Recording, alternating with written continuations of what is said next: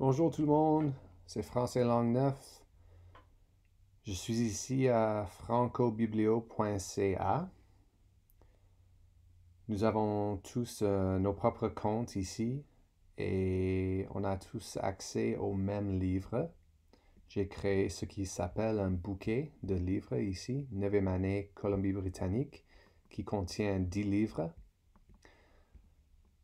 Un de ces livres s'appelle La Première Guerre de Toronto. Vous allez peut-être le retrouver ici, séparé des autres, ou peut-être vous allez le retrouver dans le bouquet, 9e année Colombie-Britannique.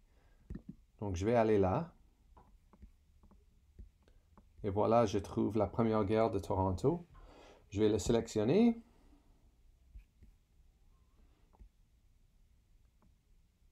Je vais vous lire la résumé. La Première Guerre de Toronto par Daniel Marchildon. Toronto, septembre 1916. Napoléon Bouvier, un jeune boxeur franco-ontarien, quitte le ring pour joindre les rangs de l'armée britannique en Europe.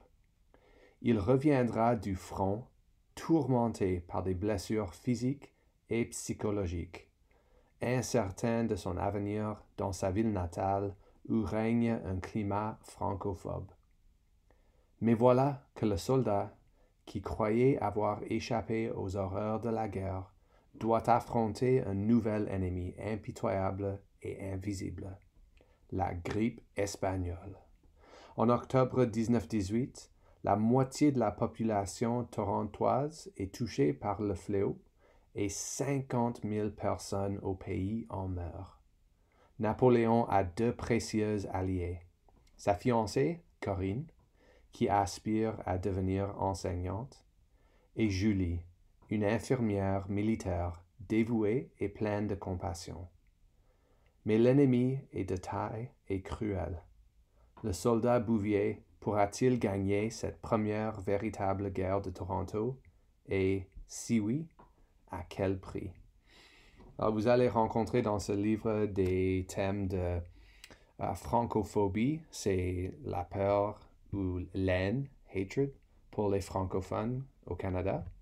Et Napoléon est un franco-ontarien. Ça veut dire qu'il vient de l'Ontario, mais il vient d'une famille francophone en Ontario.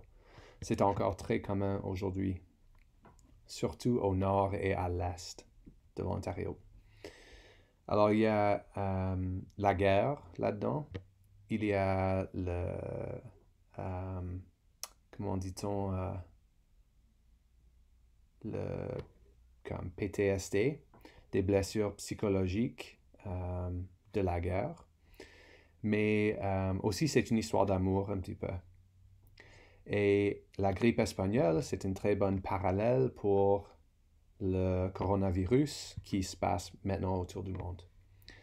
OK, donc je vais vous lire le premier chapitre et vous pouvez suivre dans vos livres, faire la lecture avec moi.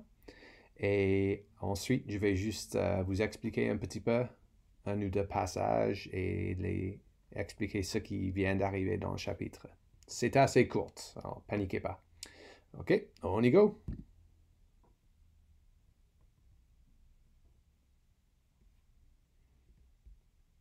La première guerre de Toronto par Daniel Marchildon. À tous ces hommes et ces femmes qui ont vaillamment risqué leur vie au front de la guerre menée contre la maladie. Et à Micheline pour avoir allumé la bougie qui m'a éclairé et guidé sur le sentier de l'écriture de ce roman. Partie 1. Choisir sa voie. Chapitre 1. Le vendredi 15 septembre 1916. 3, 4, 5. La voix de l'arbitre réverbère dans son oreille, l'exhorte à quitter le sol où il est pourtant si bien. Come on, Bouvier, get up! 6, 7, 8. Napoléon Bouvier se lève un peu trop vite. Sa tête tourbillonne. À quelques pas de lui, Alfonso Bunelli, un boxeur du nouveau quartier italien, l'attend, courbé comme un cobra, prêt à bondir de nouveau et à lui asséner une autre droite, qui l'enverra au tapis pour de bon cette fois. La rumeur au sujet de l'Italien se confirme. Il cogne non seulement fort, mais vite. Ding ding! La cloche retentit pour signaler la fin du troisième round. Napoléon, toujours étourdi, se traîne jusqu'au coin, où son entraîneur, Fred Bélanger, l'installe sur un tabouret. Rapidement, il lui prodigue des soins et le jeune boxeur reprend ses esprits. « Tu fais pas assez, Napoléon. Danse plus si tu veux éviter les coups sur la gueule. L'Italien s'emporte quand il attaque. Il se laisse ouvert. Dans ce temps-là, cogne. » Napoléon acquiesce par un geste de la tête. Même s'il a très mal, il ne se sent pas fatigué et peut encore danser. La cloche sonne une fois de plus. « Déjà, pense Napoléon, un autre 30 secondes et j'aurais été prêt. » Néanmoins, le boxeur se lève et se rend au centre du ring, affronter Bunelli. Les coups pleuvent. Napoléon guette ses ouvertures tout en essayant de s'esquiver de la droite de son adversaire, qui continue à s'abattre impitoyablement sur lui.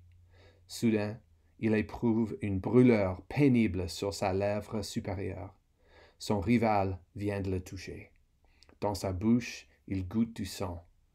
Il se place contre les cordes et se réfugie derrière ses gants levés devant son visage. Bunelli, frustré, cogne contre le ventre de Bouvier, jusqu'à ce que l'arbitre l'éloigne. Napoléon baisse les gants et reprend sa position de combat. Le temps d'une seconde, son œil parcourt la foule où il reconnaît Thomas et quelques autres amis de son travail. Cependant, le visage qu'il cherche n'est pas là. Alors, c'est un chapitre court, mais plein d'action. On rencontre le personnage principal du livre qui s'appelle Napoléon. Napoléon est un boxeur, il est franco-ontarien et il est dans un match de boxe contre un Italien, Bunelli. Et il ne fait pas très bien dans ce match. Alors, après être abattu un petit peu par son ennemi, il retourne à sa coin et son entraîneur essaie de lui donner des conseils de comment vaincre Bunelli. Mais même après ces conseils et Napoléon se lève debout, il ne réussit pas. Bunelli continue de lui juste battre et battre.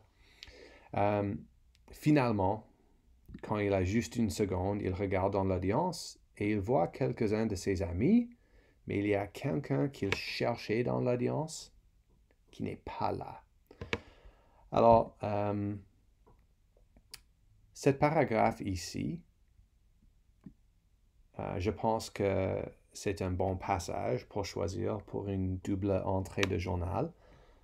Vous pourrez recopier ce passage mot par mot dans le devoir, dans la section Assignments, dans Teams, et puis marquer la page d'où ça vient, et je pense qu'on peut trouver ça si on ouvre le menu peut-être. Mais je ne suis pas certain comment trouver la page. En tout cas, je pense que c'est un bon passage parce que ça introduit l'idée que il y a quelqu'un que Napoléon aime, quelqu'un que Napoléon veut voir dans l'audience, mais aussi ça marque la réalité que cette personne n'est pas là et que Napoléon est déçu par ça. Quand même, il y a d'autres passages qui seront bons pour une double entrée de journal. Ici, je pense que ça parle de la ténacité et comment quelqu'un comme Napoléon peut souffrir des attaques continuelles, mais continuer de survivre. Peut-être ça c'est quelque chose qu'il va avoir besoin de faire pendant la guerre et pendant la grippe espagnole.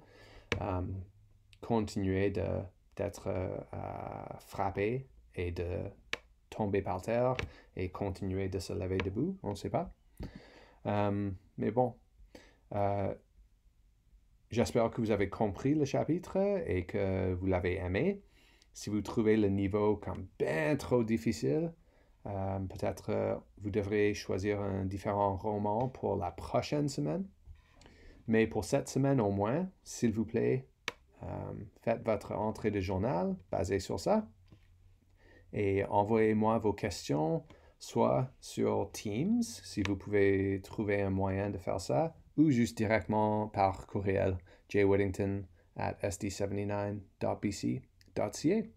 Je vous souhaite une bonne semaine, une bonne journée, et j'espère vous revoir vendredi, 11h le matin, pour notre classe virtuelle sur Zoom.